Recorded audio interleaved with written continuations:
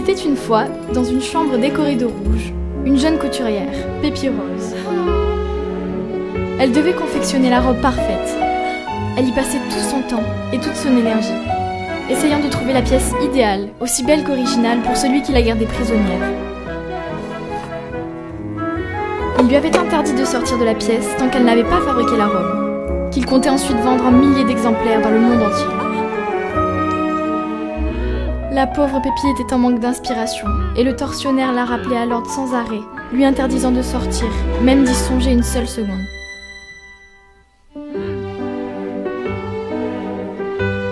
Pépi pleurait sans arrêt, travaillant d'arrache-pied, mais sans aucun résultat.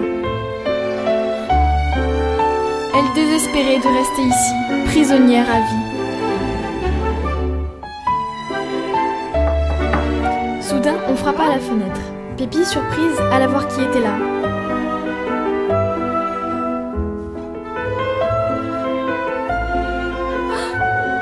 Et elle y découvrit un homme, lui tendant une rose. Elle ignorait qui il était, mais il faisait chavirer son cœur. Il était impossible pour Pépi de sortir. Mais en se remettant au travail, brusquement, Pépi se piqua avec la rose. Le sang coula sur le tissu. Et enfin, ceci donna une superbe idée à Pépi.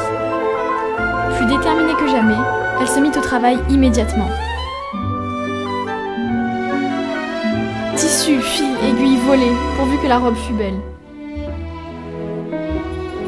En l'espace de quelques heures, elle avait fini la robe et écrit une lettre pour celui qui la gardait prisonnière. Elle la déposa sur le lit et laissa la robe, puis s'enfuir. L'homme, en entendant du bruit, rentra dans la chambre et y découvrit la magnifique robe, parsemée de roses.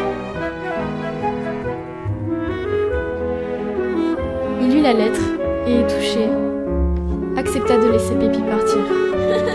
Elle s'en alla avec l'homme aux roses, heureuse et pour la première fois, libre.